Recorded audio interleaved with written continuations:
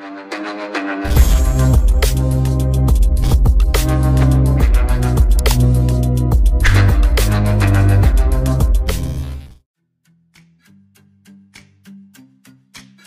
kali ini kita akan membahas sejarah kepemilikan battle cruiser-nya Indonesia. Pada saat akan melaksanakan operasi Trikora, Indonesia mendapatkan bantuan kekuatan armada laut dan udara militer dari Uni Soviet dengan nilai 2,5 miliar dolar dalam rangka operasi Trikora.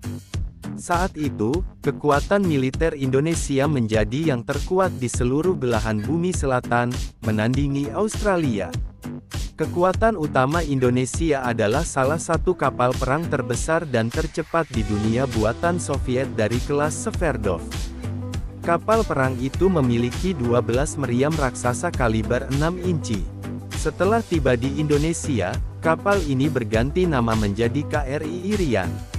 Kapal jenis ini adalah kapal penjelajah konvensional terakhir yang dibuat untuk AL Soviet. 13 kapal diselesaikan sebelum Nikita Khrushchev menghentikan program ini karena kapal jenis ini dianggap kuno dengan munculnya rudal peluru kendali.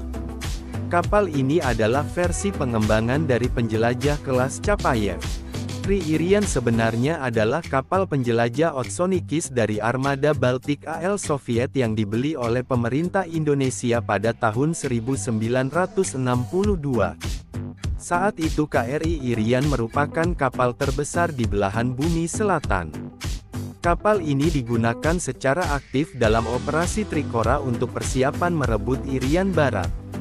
Pada tanggal 11 Januari tahun 1961 pemerintah Soviet mulai mengeluarkan instruksi kepada Central Design Bureau untuk memodifikasi Otsonikis supaya ideal beroperasi di daerah tropis. Modernisasi skala besar dilakukan untuk membuat kapal ini dapat beroperasi pada suhu lebih 40 derajat Celcius, kelembapan 95%, dan temperatur air lebih dari 30 derajat Celcius. Tetapi perwakilan dari Angkatan Laut Indonesia yang kemudian mengunjungi kota Baltis menyatakan bahwa mereka tidak sanggup untuk menanggung biaya proyek sebesar itu. Akhirnya modernisasi dialihkan untuk instalasi genset diesel yang lebih kuat guna menggerakkan ventilator tambahan. Pada tanggal 14 Februari tahun 1961 kapal ini tiba di Sevastopol dan pada tanggal 5 April tahun 1962 kapal ini memulai uji coba lautnya. Kru Indonesia untuk kapal ini sudah terbentuk dan ada di atas kapal.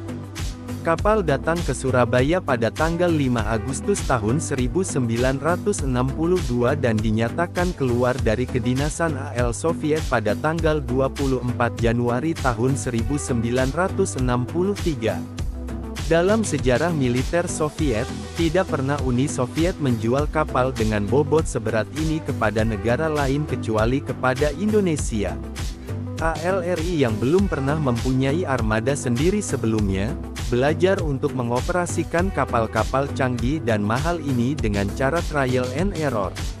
Pada November tahun 1962 tercatat sebuah mesin diesel kapal selam rusak karena benturan hidrolis saat naik ke permukaan, sebuah destroyer rusak dan 3 dari 6 boiler KRI Irian rusak. Suhu yang panas dan kelembapan tinggi berefek negatif terhadap armada ALRI, akibatnya banyak peralatan yang tidak optimal.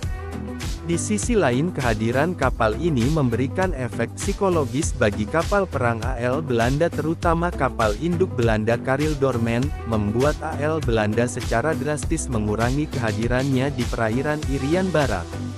Apalagi saat itu TNI AU juga mengoperasikan bomber Tu-16 Badger yang bisa membawa 2 rudal anti kapal perang AS-1 Kenel. Rudal ini besarnya sama degen pesawat pemburu MiG-15. Pada 1964 kapal penjelajah ini sudah benar-benar kehilangan efisiensi operasionalnya dan diputuskan untuk mengirim KRI Irian ke galangan kapal Vladivostok untuk perbaikan. Pada Maret tahun 1964 KRI Irian sampai di pabrik Dalzavod. Para pelaut dan teknisi Soviet terkejut melihat kondisi kapal dan banyaknya perbaikan kecil yang seharusnya sudah dilakukan oleh para awak kapal ternyata tidak dilakukan. Mereka juga tertarik dengan sedikit modifikasi yang dilakukan ALRI, yaitu mengubah ruang pakaian menjadi ruang ibadah. Setelah perbaikan selesai pada Agustus tahun 1964, kapal menuju Surabaya dengan dikawal destroyer AL Soviet. Setahun kemudian, 1965, terjadi pergantian pemerintahan. Kekuasaan pemerintah berada di tangan Soeharto. Perhatian Soeharto terhadap ALRI sangat berbeda dibandingkan Soekarno. Kapal ini dibiarkan terbengkelai di Surabaya pada 1970. Kapal yang terbengkelai ini mulai terisi air. Tidak ada orang yang peduli untuk menyelamatkan kapal penjelajah ini. Tercatat KRI Irian dibesituakan di Taiwan pada tahun 1972 dengan alasan kekurangan komponen suku cadang kronis.